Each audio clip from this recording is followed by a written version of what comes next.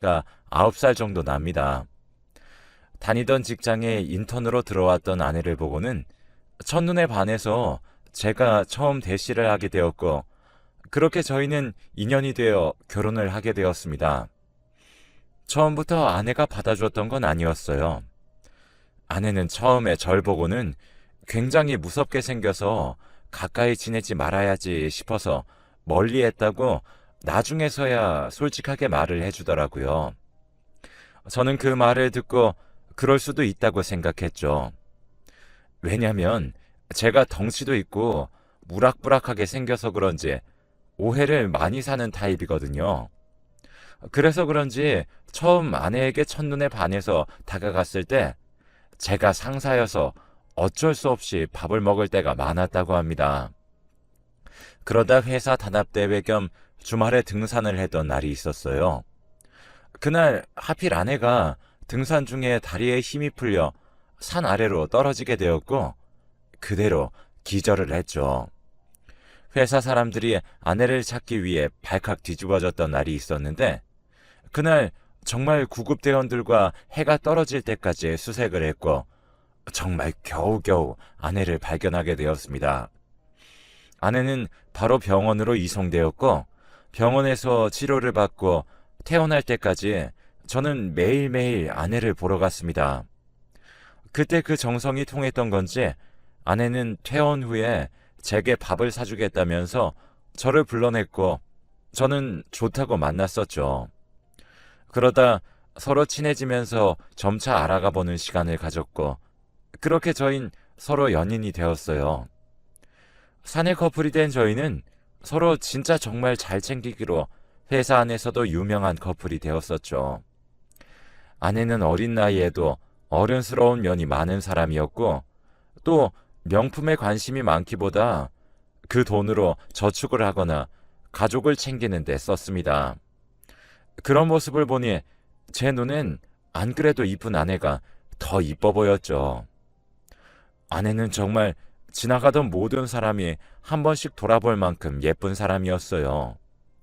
피부도 정말 하얗고 긴 생머리에 얼굴도 주먹만 했습니다. 그래서 저희 커플의 별칭이 미녀와 야수였어요. 아무튼 그렇게 마음도 이쁜 아내와 결혼하기로 하고 장모님을 찾아가서 결혼하고 싶다고 말씀드렸죠. 장모님께서는 나이도 9살이나 차이 나기도 하고 나는 자네가 너무 험악하게 생겨서 무섭기도 하네. 사람은 자기 관상 따라간다 하는데 그런 자네가 우리 딸아이와 산다 하니 나는 걱정이 되네. 그러니 내 딸과 결혼할 생각 하지 말게. 나는 결코 허락할 일 없을 테니 하시며 완강하게 저희의 결혼을 허락하지 않으셨죠. 시무룩해진 저를 보곤 아내는 오빠 괜찮아 괜찮아. 우리 엄마 괜히 저러는 걸 거야. 엄마가 날 아빠 없이 키워서 더 애지중지하는 게 있는데 내가 말하면 괜찮을 거야. 오늘은 이만 돌아가자 라고 하며 다독였고 몇 번의 시도 끝에 장모님께 저는 점수를 조금 딸 수 있었어요. 그렇게 저희는 장모님의 마음을 얻고 조금 더 시간이 흐른 뒤에서야 결혼을 할 수 있었죠. 결혼 후 저는 아내에게 임신 준비를 해야 하니 일을 조금 쉬는 게 어떻겠냐고 물었어요. 아내는 내가 쉬면 오빠가 힘들 텐데 괜찮아? 하며 제게 대묻더군요. 저는 너랑 우리 아기 먹여 살릴 능력은 있으니까 너는 마음 편히 아이 가질 준비만 해 라고 말했죠. 그렇게 아내는 일을 그만두었고 임신 준비를 하고 있었습니다. 그러던 어느 날 장모님이 제게 찾아오셔서 아이를 갖지 말라고 하시더라고요. 어린 아내를 데리고 살면서 애도 갖고 싶다고 생각하는 건 너무 이기적인 거 아닌가?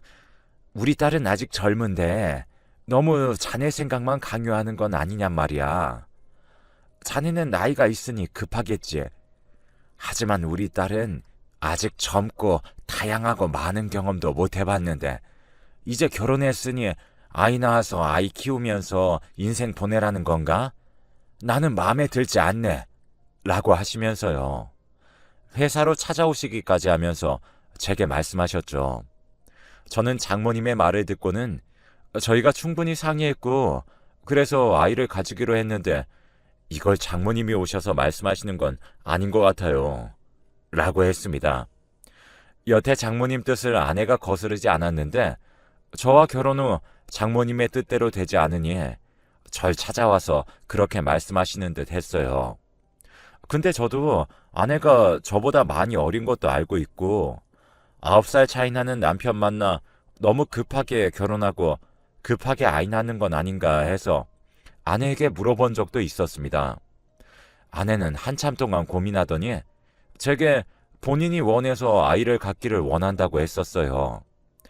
아이를 출산한 후에는 몸매 관리 정도만 할 수 있게 해달라고 했었습니다. 저는 그게 뭐가 어렵냐고 아이 낳은 후엔 하고 싶은 대로 하고 살라고 했습니다. 제가 그 정도 능력은 되니까요. 그렇게 장모님의 반대를 무시하고 아이를 가졌고 출산을 했습니다. 출산 후 아내는 필라테스 강사를 하면서 지내고 있습니다. 저는 운동을 평생 안 하던 사람이라 처음에는 필라테스가 뭔지 몰라서 아내에게 그게 뭐냐 물어볼 정도였죠. 자기 꿈이 그런 활동적인 직장을 갖는 게 꿈이라는데 어느 남편이 그걸 말리겠습니까? 그래서 처음에 저는 아내가 하고 싶다고 할 때 당신이 하고 싶은 거 다 해 했었죠. 아내는 그렇게 자격증을 따서 지금은 가게 하나 얻어서 거기서 강사로 일하고 있습니다. 아내가 일을 할 동안 저는 아내를 대신해서 장모님과 함께 아이를 돌보면서 지냈습니다. 아이가 어릴 때 장모님이 집으로 오셔서 아이를 돌봐주시기도 하셨고 저랑 함께 식사도 많이 하셨어요. 그러다 보니 아내가 어릴 때 일이나 장모님이 젊었을 때 일을 많이 얘기해 주셨죠. 아내가 정말 이쁘게 생겼다고 말씀드렸잖아요. 장모님도 아내만큼 정말 아름다우시거든요. 그래서 그런지 장모님도 젊으셨을 때 정말 여러 남자 울렸다고 하시더라고요. 그중 아직도 기억에 남는 얘기가 장모님이 지금의 아내 나이였을 때 따라다니던 남자가 너무 많아서 골치가 아플 때가 있었다는 얘기입니다. 그때 돈이 없어서 집 근처 술집에서 일했는데 그때 대시한 남자는 셀 수도 없었다고 하시더라고요. 근데 본인 딸은 본인 젊을 때보다 더 이쁜데 벌써 둥지를 튼 게 너무 마음 아프다 하시더라고요. 본인처럼 이 남자 저 남자 만나보고 결혼을 했어야 했는데 제가 갑자기 떡하니 나타나서 딸의 인생을 망쳤다고 말씀하신 게 가장 기억에 남았습니다.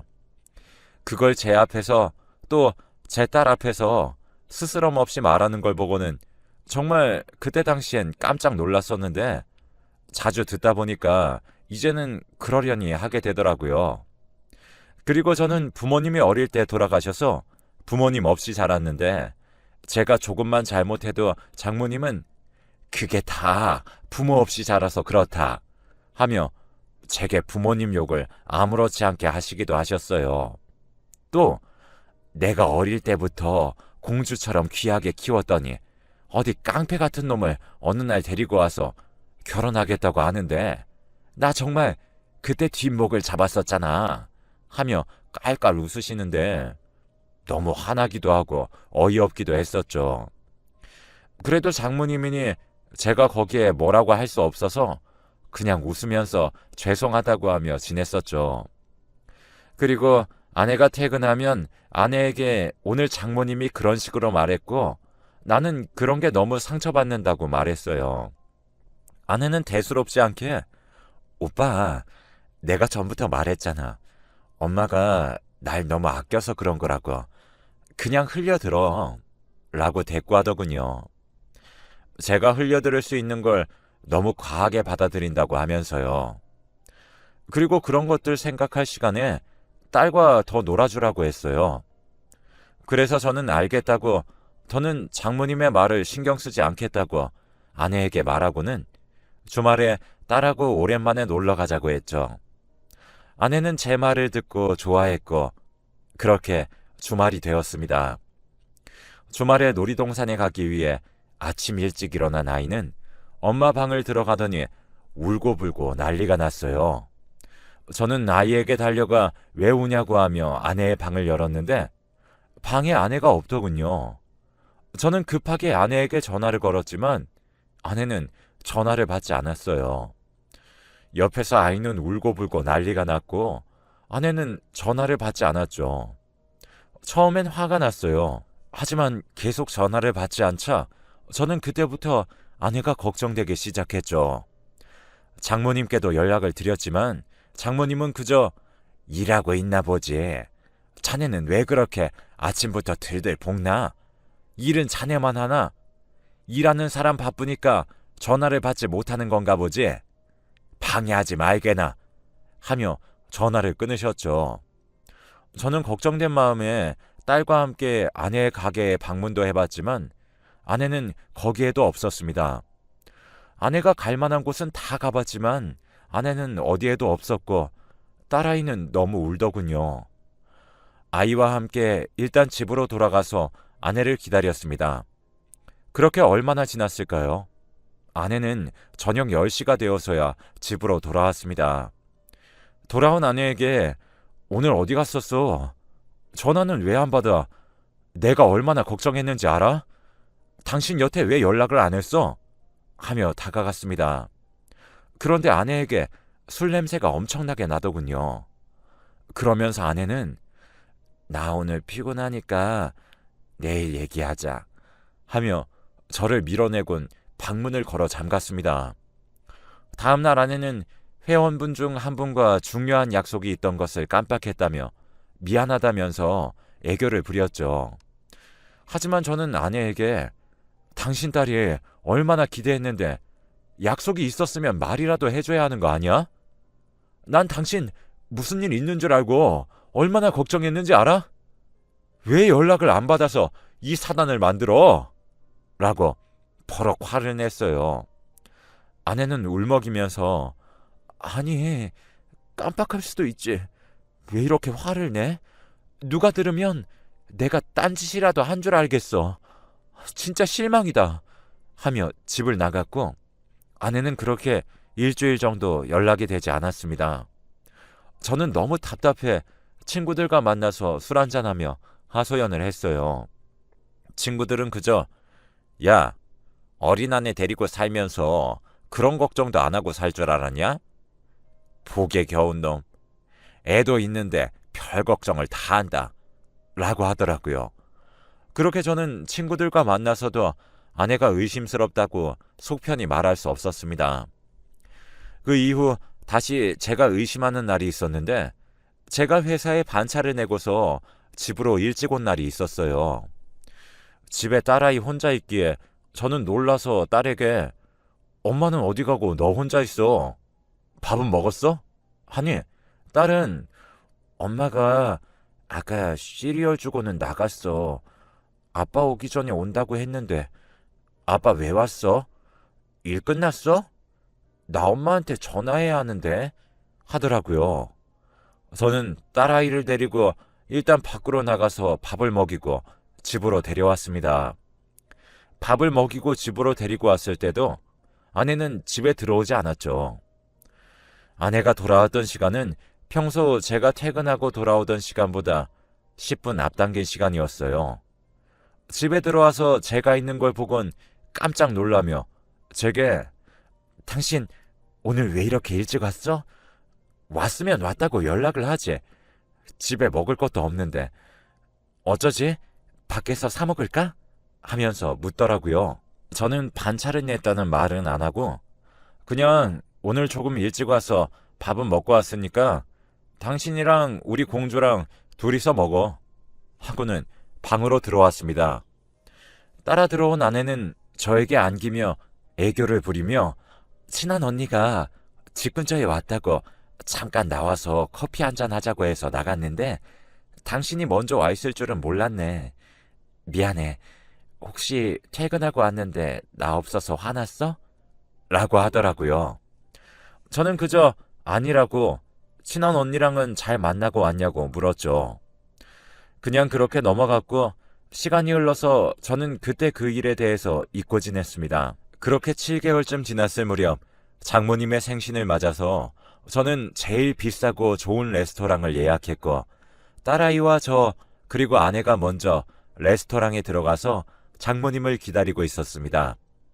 장모님이 오시기 몇 분 전 아내는 미리 준비한 선물을 픽업하러 갔습니다. 아내가 자리를 뜨고 잠시 후 장모님이 들어오셨어요.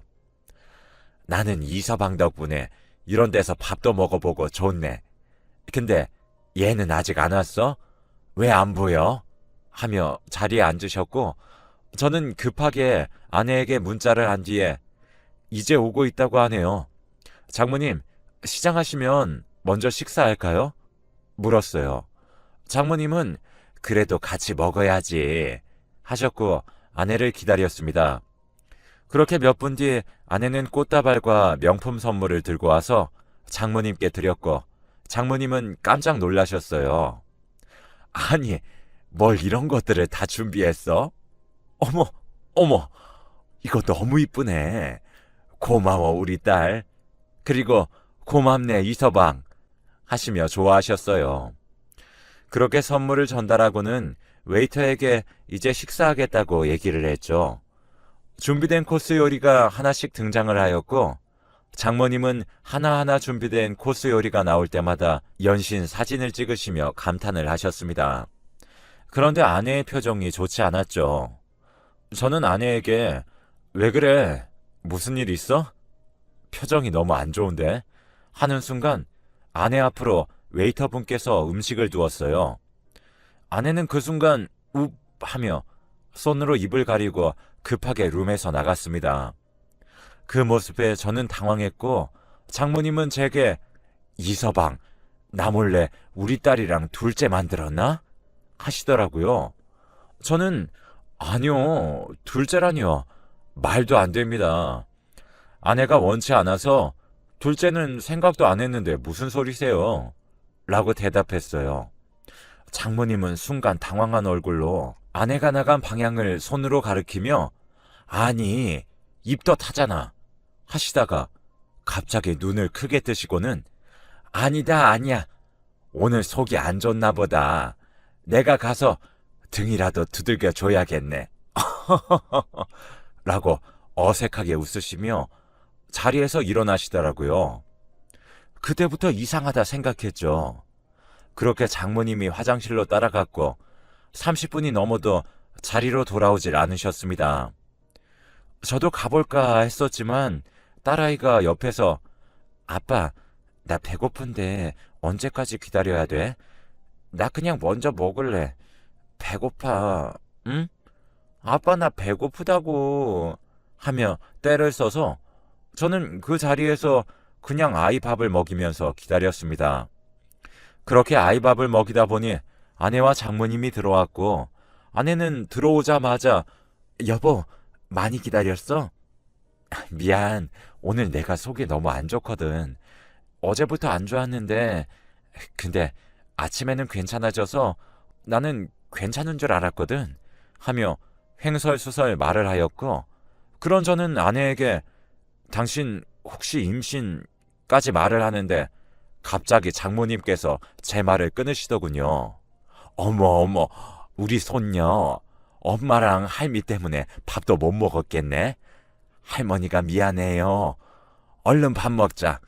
할미도 배가 엄청 고프네. 이서방도 얼른 먹게. 하시면서 말이죠. 그 상황에서는 말을 할 수 없을 것 같아 저는 그냥 나중에 물어볼 생각으로 장모님도 얼른 맛있게 드세요 했습니다. 그렇게 식사를 끝내고 장모님을 댁으로 모셔다 드리고는 딸을 업고 집으로 돌아와 딸을 방에 눕힌 뒤 아내에게 나랑 잠깐 얘기 좀 해 하고 식탁에 앉았습니다. 아내는 그런 저를 보며 불안한 눈빛으로 나 오늘 피곤한데 다음에 하면 안 될까? 하며 회피하기 바빠 보였죠. 저는 그런 아내가 더 수상해. 앉아. 난 오늘 얘기해야겠으니까. 하니 아내가 마지못해 자리에 앉았고, 그런 아내에게 저는 당신 오늘 뭐야? 진짜 속이 안 좋았던 거야? 아님 내가 생각하는 그거야. 솔직하게 말해. 하니 아내는 당신이 생각하는 게 뭔데? 지금 나 의심하는 거야? 어이없다. 나 오늘 그냥 속이 좋지 않아서 그런 거라고 아까 얘기했잖아. 근데 지금 당신 말하는 거는 무슨 내가 뭐 임신이라도 한 것처럼 말하네? 당신 나 못 믿어? 하며 되려 화를 내기 시작했어요. 저는 침착하게 당신을 믿고 못 믿고는 내가 정해. 당신 요 근래 자꾸 수상하게 행동하던데 그거랑 연관 있어? 지금 그냥 솔직하게 말하면 용서할게. 그러니까 지금이라도 솔직하게 말해. 아내는 제 말을 듣더니 어이없다는 듯 코웃음을 흘리더니 용서? 뭘 용서해? 내가 뭐 죄라도 지었다는 듯 말하는데 기분 나쁘네. 당신이나 후회할 짓 하지 마. 라고 하더군요. 저는 아내에게 그래, 그렇게 당신이 떳떳하면 내일 나랑 산부인과 가보자. 가보고 만약 아무것도 없으면 내가 정말 무릎 꿇고 싹싹 다 빌게.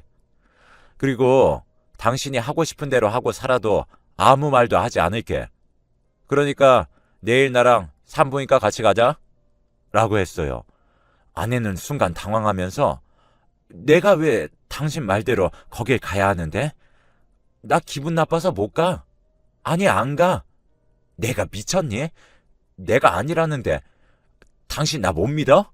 하며 기분이 나빠서 장모님 댁에서 자겠다며 그날 그렇게 집을 나갔습니다.